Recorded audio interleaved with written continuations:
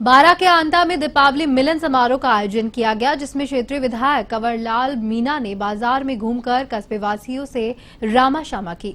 इस दौरान लोगों ने विधायक कंवरलाल का जगह जगह मुंह मीठा करवाया और साफा बांधकर जोरदार स्वागत किया।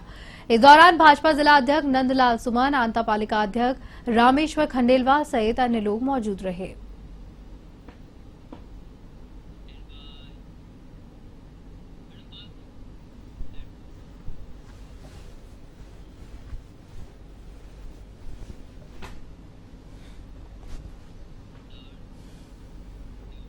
बीकानेर संभाग में पुलिस ने एक बड़ा नवाचार किया है, जहां बीकानेर के range IG police Om Prakash के द्वारा ये नवाचार किया गया।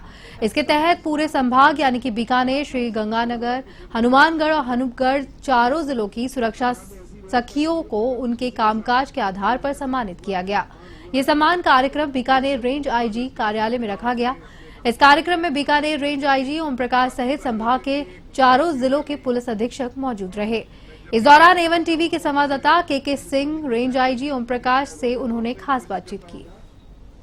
बीकानेर संभाग में एक और नवाचार हुआ और इस नवाचार के तहत सुरक्षा सखी कार्यक्रम के तहत सम्मान कार्यक्रम भी किया गया। महिलाओं का सम्मान बीकानेर संभाग के चारों जिलों की बात करते हैं कि रेंज आईजी ओम प्रकाश हैं। सर, क्या कहेंगे? सुरक्षा सखियां हमारे लिए आमजन और पुलिस के बीच में एक कड़ी बन रही है और महिलाओं के प्रति होने वाले अत्याचारों को रोकने में महती भूमिका अदा कर रही हैं। हमारे चारों जिलों से गंगानगर, हनुमानगढ़, बीकानेर और अनूपगढ़ चारों जिलों से हमारी सुरक्षा सखी बहनें यहाँ पे आई और इनको सम्मानित होकर के हम भी काफी गर्व का अनुभव कर रहे हैं। आने वाले समय में इनसे जो सूचनाएं मिल रही है उन पर कार्य करेंगे और ये अन्य भी बहनों के लिए एक नजीर बनेंगी और इनका फॉलो करेंगे बाकी लोग और हमारे पास सूचनाएं देंगे और ये भी हमारी बाकी बहनों के लिए एक मिसाल बनेंगी और मुझे पूर्ण विश्वास है कि आने वाले समय में हम बहनों को एक सुरक्षित राजस्थान दे पाएंगे। सर, इन सभी महिलाओं की बात हमने सुनी, सुरक्षा सखियों इनमें नशा है, एक कॉमन समस्या ही पूरे संभाग की, क्या कहेंगे? आपको जैसे नियंत्रण, जैसे आपको पता है कि हमारे संभाग के चारों एसपीज को हमने इसलिए बुलाया था, आज क्राइम मीटिंग थी और इस पे हम गहन विश्लेषण भी कर रहे हैं और मैं चाहता था कि जो हमारी महिलाओं की जो इश्यूज हैं जिसमें ये मुद्दा भी बहुत ही उभर करके सामने आया है, तो इनके साथ ही मिल बैठ करके जो लोगों का चिन्हीकरण करना है, बच्चों को किस तरह से मुख्य धारा में लाना है, उनका डी एडिक्शन सेंटर शुरू करना है, इस पर चर्चा करेंगे और एक समेकित योजना बना के कार्य करेंगे जिससे कि हम नशा मुक्त बीकानेर संभाग को कर सकें। इनको आखिरी क्या संदेश देना चाहेंगे? इन सभी को क्या करने के लिए स्पेशल? सभी बहनें इतनी ज्यादा ऊर्जा से ओतप्रोत हैं और चला करके कुछ न कुछ कंट्रीब्यूट करना चाहती हैं, तो सबों का साधुवाद। और आने वाले समय में अगर हमारी माताएं बहनें इतनी ऊर्जा के साथ समाज के विकास में भागीदारी निभाना चाहती हैं तो मुझे लगता है कि भारत को विकसित भारत बनने में उस समय दूर नहीं है। बहुत लोगों का, सबों का साधुवाद कि आप इतने दूर से आई। Thank you. आप भी सुरक्षा सखी हैं, क्या कहना चाहेंगे आप? बिल्कुल सर, हम एक पुलिस और आम जनता के लिए बीच की कड़ी हैं और हम ये चाहते हैं कि कोई भी समाज की बुराइयां हैं वो पुलिस के साथ मिल करके अगर हम एक कड़ी बन करके हटा सकते हैं तो हम उसमें अपना पूरा योगदान देंगे। आपका कुछ कहना? मेरा यही कहना है कि जो भी बुराइयां हैं, जो भी आमजन और पुलिस के बीच की कड़ी है, सुरक्षा सखी, जिन महिलाओं के साथ अत्याचार होते हैं, बच्चियों के साथ अत्याचार होते हैं, महिलाएं और बच्चियां ना पुलिस थाने तक पहुंच नहीं पाती, उनको पुलिस थाना पहुंचाना, उनका मुकदमा दर्ज करवाना और जो उनको जो कर रहे हैं ऐसे क्राइम उनको सजा दिलवाना, ये बहुत ही अच्छा सराहनीय कार्य है। आप अनूपगढ़ से, आप क्या कहेंगे? मैं तो यही कहना चाहती हूँ कि स्कूल कॉलेजों के अंदर जितनी भी बच्चियां हैं वो रास्ते भटक रही है, तो हर स्कूल कॉलेज के अंदर हम रमेश जमोरिया के साथ में मिलके और बच्चियों को समझाने का, लड़के और लड़कियों को साथ में मिलके समझाने का कार्य करेंगे। ये देखिए, बीकानेर संभाग के सभी लोग, एक तरह से कहा जा सकता है कि बड़ा कार्यक्रम का आगाज हुआ और उसके अलावा माने तो हम एक तरह से ये भी कह सकते हैं कि नशा इसमें कॉमन समस्या निकल के सामने आई। वहीं तमाम संभाग की सभी महिलाएं यहाँ पर जो सुरक्षा सखियां हैं वे भी यहाँ पर आई। कुल मिला के बड़ा कार्यक्रम और एक सम्मान का कार्यक्रम, एक पहली बार इस तरह की नया नवाचार श्रृंखला शुरू हुई है। के सिंह, एवन टीवी, बीकानेर।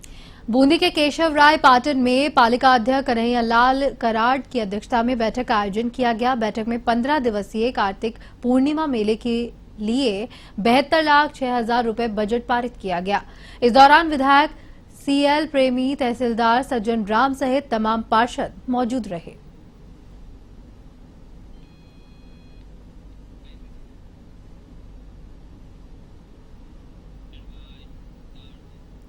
झालावाड़ जिले के डग में पुलिस ने बड़ी कार्रवाई करते हुए अवैध मादक पदार्थ तस्करी को लेकर आरोपी को गिरफ्तार किया है, जहां पुलिस ने उसके कब्जे से करीब 8 ग्राम एमडी मादक पदार्थ बरामद किया है। पुलिस ने दुधालिया चौकी के सामने से नाकाबंदी के दौरान मुलजिम अफरोज को मोटरसाइकिल सहित गिरफ्तार किया। डग सीआई मुकेश कुमार के नेतृत्व में टीम ने ये कार्रवाई की है।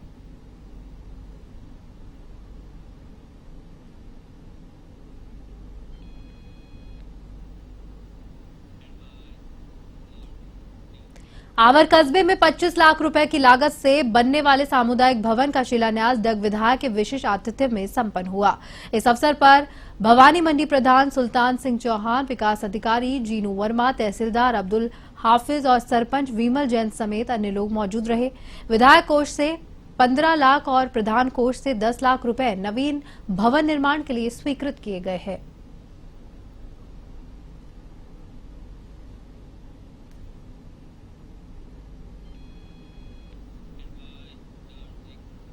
भरतपुर में वैर थाना क्षेत्र के गांव जीवद में एक व्यक्ति की जहरीला पदार्थ के सेवन से मौत हो गई, जिस पर वैर थाना पुलिस ने मृतक के शव का जिला आरबीएम अस्पताल मोर्चरी में पोस्टमार्टम करवाकर शव परिजनों को सुपुर्द किया। फिलहाल पुलिस पूरे मामले का अनुसंधान कर रही है। पुलिस लाइन क्वार्टर में हेड कांस्टेबल की हार्ट अटैक से मौत हो गई। जानकारी के अनुसार हेड कांस्टेबल क्वार्टर में अकेला था, जहां पे पत्नी और बेटा भोपाल गए हुए थे। बेटे ने भोपाल से पिता को फोन किया, लेकिन फोन नहीं उठाने पर उसने पड़ोस में रहने वाले पुलिसकर्मी को फोन किया। उन्होंने जाकर देखा तो हेड कांस्टेबल अचेत हालत में पड़ा था, जिस पर उन्हें निजी अस्पताल लेकर गया और वहां पर डॉक्टरों ने उन्हें मृत घोषित कर दिया।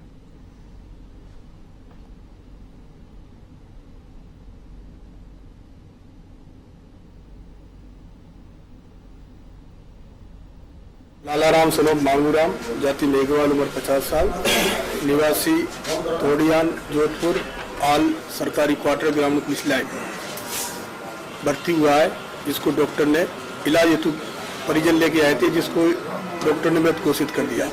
इसकी बॉडी को रात को एमडीएस हॉस्पिटल में रखवाया था और अभी परिजन आ गए हैं, पोस्टमार्टम कार्रवाई कर रहे हैं। कुछ कारण सामने आया?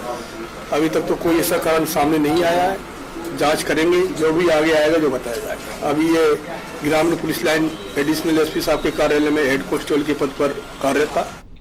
भरतपुर के आगापुर गांव में एक व्यक्ति की करंट लगने से मौत हो गई है, जिस पर गहनौली थाना पुलिस ने आरबीएम अस्पताल में पोस्टमार्टम के बाद शव परिजनों को सुपुर्द कर दिया। फिलहाल पुलिस मामले का अनुसंधान कर रही है। मृतक के परिजनों ने बताया है कि ये हादसा विद्युत ट्रांसफार्मर से शॉर्ट सर्किट होने से हुआ। प्राप्त जानकारी के अनुसार आघापुर गांव के निवासी बलदेव शौच के लौटते वक्त करंट की चपेट में आ गए, जिसे इलाज के लिए आरबीएम अस्पताल ले जाया गया, जहां पे चिकित्सकों ने मृत घोषित कर दिया। बलदेव नाम का करंट लगने से मृत्यु हो गई है, उसका पोस्टमार्टम करा। मुझे रात को सूचना मिली थी कि भाई हमारे गांव के पड़ोसी हैं बलदेव पुत्र ग्यासी राम, उसको एकदम से सूचना मिली कि भाई उसको कुछ करंट वगैरह लग गया, तो मौके पर सीधे आरबीएम हॉस्पिटल पहुंचे। क्योंकि अपने गांव के लोग हैं तो मदद के लिए हम सब एक साथ एकत्रित हुए थे। तो पता लगा लोगों से, दीपा है पुत्र विजेंद्र, और ये सुरेश चंद्र पुत्र प्रताप सिंह एवं बलदेव पुत्र ग्यासी, ये तीनों शाम को शौच करने के लिए वहाँ पर जंगल पानी करने के लिए अपने खेत पर गए हुए थे। तो वहाँ खेत पर जाने के बाद में ये फ्रेश वगैरह होकर वहाँ से जा रहे थे, तो बैठ के सारे चल रहे थे, जो रास्ता गाँव में बना होता है, तो उस रास्ते के सहारे ट्रांसफर। राजसमंद जिले का नेशनल हाईवे नंबर 8 इन दिनों वाहन मालिकों के लिए परेशानी का सबब बना हुआ है। नेशनल हाईवे पर डिवाइडर के दोनों तरफ जमी हुई रेत, धूल मिट्टी वाहनों की रफ्तार को धीमा कर रही है। इसके अलावा नेगडिया टोल राजस्थान में सबसे महंगा टोल होने के कारण वाहन मालिकों को अतिरिक्त भुगतान करना पड़ रहा है। वाहन मालिकों का कहना है कि टोल की दरें बहुत अधिक है और सड़क की हालत भी अच्छी नहीं है। सड़कों की खराब हालत के कारण वाहनों की मरम्मत भी अभी तक नहीं हुई है।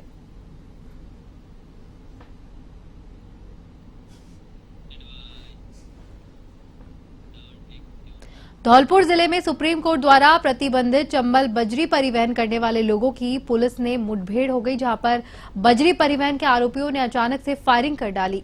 इसमें पुलिसकर्मी बाल बाल बचे और मुठभेड़ के दौरान आरोपी अपने एक साथी को छुड़ा कर ले गए। हालांकि पुलिस ने घेराबंदी के बाद आत्मरक्षा में फायर कर 2 आरोपियों को पकड़ लिया। साथ ही चंबल बजरी से भरी ट्रैक्टर ट्रॉली को भी पुलिस ने जब्त किया। अंगई थाना SHO राम अवतार मीना ने बताया कि पुलिस ने आरोपी सोनू निवासी मलपुरा और राहुल निवासी रामबक्स को गिरफ्तार किया है, जहां पे पुलिस ने मामला दर्ज करके फायर आरोपी तलाश शुरू कर दी है।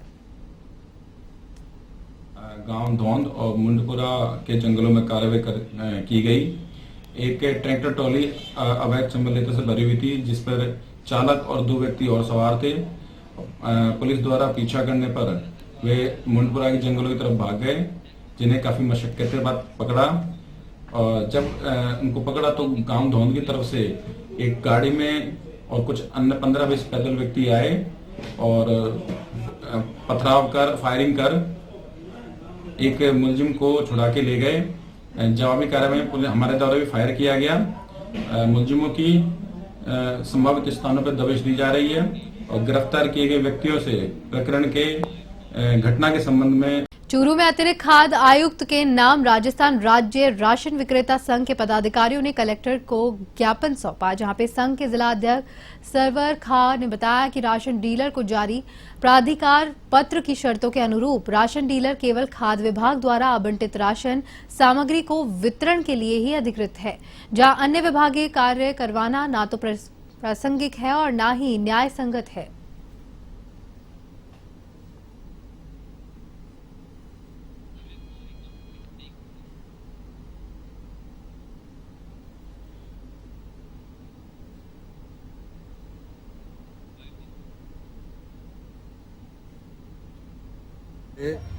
हम जिला कलेक्टर महोदय को श्रीमान अतिरिक्त खाद्य सचिव महोदय के नाम ज्ञापन दे रहे हैं। उसमें राज्य सरकार द्वारा राशन डीलरों से LPG सब्सिडी योजना है राज्य सरकार की, उसके बारे में आधार सीडिंग राशन डीलरों की पोस्ट मशीनों से कराने के लिए आदेश जारी किए हैं। तो हम सरकार से ये मांग करते हैं कि हमने पूर्व में आधार सीडिंग है EKYC, वो भी हमारी मशीनों से की थी, उसका भी हमें कोई मेहनताना नहीं दिया। आज हम सरकार से मांग करते हैं कि ये काम राशन डीलरों का नहीं है, फिर भी अगर राशन डीलरों से करवाना चाहते तो इसके बारे में हमें 50 रुपये प्रति राशन कार्ड मेहनताना। लूणी क्षेत्र के बोरानाला थाना अंतर्गत कार और ट्रक की भीषण टक्कर में 3 लोगों की मौत हो गई है, जबकि 4 अन्य घायल हो गए हैं। टक्कर इतनी भीषण थी कि कार के परखच्चे उड़ गए। सूचना के बाद पुलिस घटनास्थल पर पहुंची। जानकारी के अनुसार बाड़मेर जोधपुर रोड भांडू चौराहे पर एक कार बाड़मेर से जोधपुर और ट्रक जोधपुर से बाड़मेर की तरफ जा रहा था। इसी दौरान दोनों की आमने सामने टक्कर हो गई। टक्कर के बाद कार उछलकर रोड किनारे खाई में जा गिरी, जहां कार में कुल 7 लोग सवार थे। मौके पर मौजूद लोगों ने कार में सवार घायलों को बाहर निकालकर हॉस्पिटल पहुंचाया। दुर्घटना में रमेश, पार्वती और इंदिरा की मौत हो गई है, तो वहीं घायल सुमित, गर्वित, खुशी और कैलाश का हॉस्पिटल में उपचार जारी है।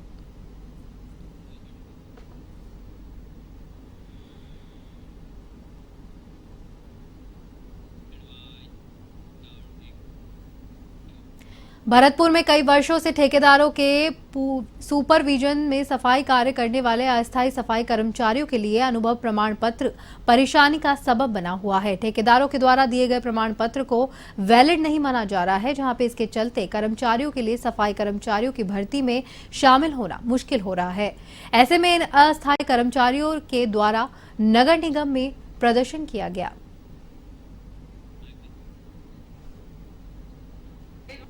समस्या ये आ रही है कि हमको अनुभव प्रमाण पत्र नहीं मिले, अनुभव से नहीं मिले। अब हमको सर अनुभव दिया ने भी तो सबसे मोहर नहीं हो रही, दस्तखत नहीं हो रहा। सर साहब ये आयत सब है नहीं है यहाँ पर, सब सारी सर सोची समझी। हमने अपने नेताओं से बात करी, एक नेता मिला था महेश बालवी जी, उसने एक बात की थी, ये इन पर सेल नहीं होंगे, ये नहीं है, ये मान्यता प्राप्त नहीं है, कंपनी वाले हैं। तो सर कंपनी में हमने काम किया नहीं, हमने सर उसमें काम किया ठेकेदार के साथ, जो कोरोना काल में काम किया सर हमने कहा। और हमको दीपावली सीजन के दौरान भारी संख्या में गुजराती पर्यटक भ्रमण के लिए माउंट आबू का रुख करते हैं, लेकिन अब यहां पर्यटकों के साथ मारपीट और बदसलूकी की घटनाएं सामने आने लगी है। इन घटनाओं के बाद माउंट आबू और अन्य पर्यटन स्थलों पर आने के उनका मोह भंग हो गया है, जहां पे उनमें दहशत भी देखी जा रही है। बीते सोमवार आबू रोड के अंबाजी सड़क मार्ग स्थित सियावा शराब की दुकान पर गुजराती पर्यटकों के साथ लाठी डंडों से मारपीट की गई। वहीं स्थानीय पुलिस के मुताबिक गुजराती पर्यटकों ने शराब दुकानदारों को चाकू दिखाया और गाली गलौज भी की, जिसके बाद विवाद हुआ।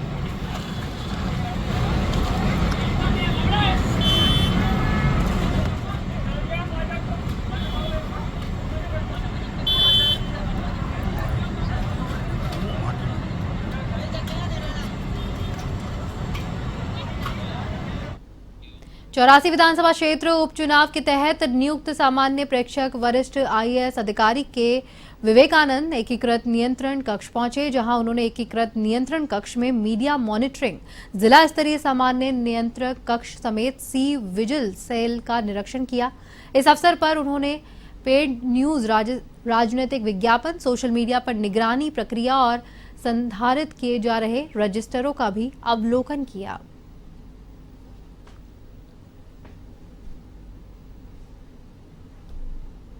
साथ हमारे ऑब्जर्वर साहब भी मौजूद थे और अभी हमें पूरी उम्मीद है कि परसों तक हम लोग कंप्लीट कर देंगे। देखिए, ECI की गाइडलाइन के अनुसार एक इंटीग्रेटेड कंट्रोल रूम ज़िला लेवल पे स्थापित होना था, वो हमने स्थापित किया है। उसके अंदर जो हमारे टेलीविज़न चैनल्स के ऊपर न्यूज़ प्रसारित होती है, कोई पेड न्यूज़ का अगर कोई इशू आता है उसको भी मॉनिटरिंग करते हैं। सोशल मीडिया की जो वेबसाइट्स हैं, जो हमारे ट्विटर है, उसको भी हम लोग चेक करते हैं।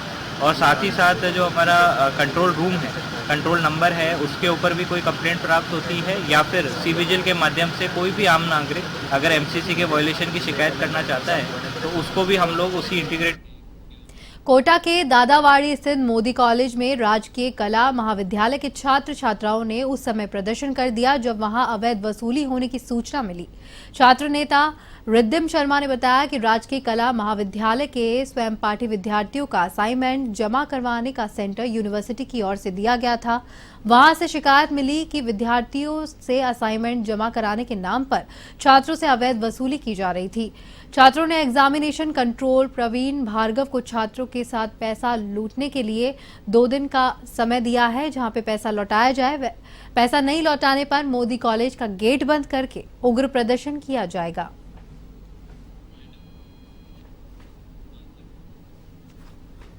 खबर चूरू से है, जहां गंगाधर रतनलाल और राजोतिया परिवार की ओर से श्रीमद् भागवत कथा का आयोजन किया जा रहा है। इस दौरान भव्य कलश यात्रा के साथ श्रीमद् भागवत कथा सप्ताह का शुभारंभ हुआ। कलश यात्रा श्री गोपाल जी मंदिर से शुरू होकर धानुका धर्मशाला चांदनी चौक पर संपन्न हुई। कलश यात्रा में सैकड़ों की संख्या में महिलाओं ने भाग लिया। वहीं कलश यात्रा का शहरवासियों ने जगह जगह पुष्प वर्षा कर स्वागत किया। इस मौके पर साध्वी करुणागिरी ने कथा वाचन किया।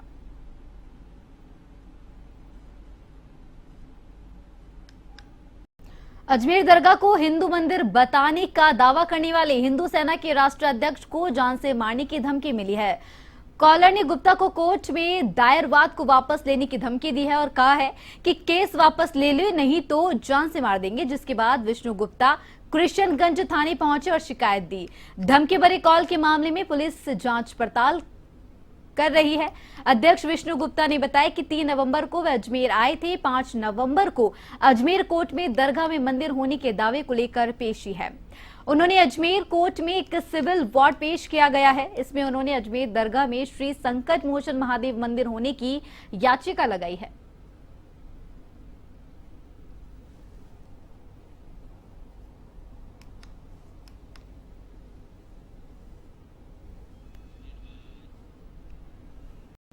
खबर भरतपुर से बता रहे हैं, जहां चौबुर्जा बाजार स्थित एक दुकान के ऊपर अचानक छज्जा गिर गया। छज्जा गिरने से 2 लोग घायल हो गए। गंभीर रूप से घायलों को उपचार के लिए RBM अस्पताल भर्ती करवाया गया है।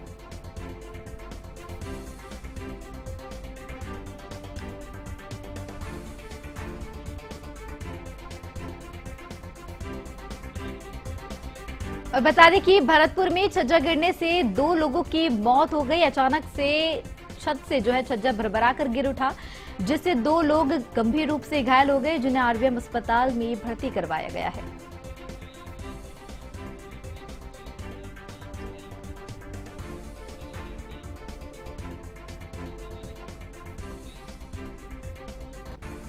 खबर अजमेर जिले के नसीराबाद से बता रहे हैं, जहां राजस्थान धरोहर प्राधिकरण मंत्री ओंकार सिंह लखावत जयपुर से चित्तौड़ जाते समय नसीराबाद के डिलेक्स होटल पहुंचे, जो उन्होंने पूर्व छावनी परिषद वाइस चेयरमैन योगेश सोनी के पिता के निधन पर 11वीं की पगड़ी रस्म में शामिल हुए।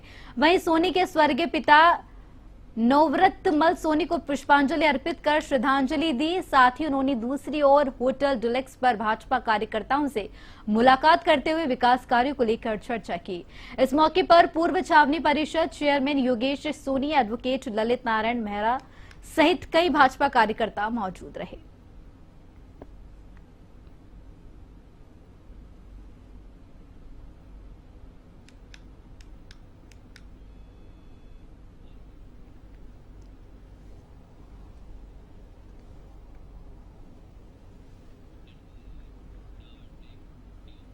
खबर नीमका थाने के उदयपुर वाटी से बता रहे हैं, जहां शमशान घाट में अंतिम संस्कार में गए लोगों पर मधुमक्खियों ने हमला कर दिया। अचानक मधुमक्खी के हमले से मौके पर अफरा तफरी मच गई।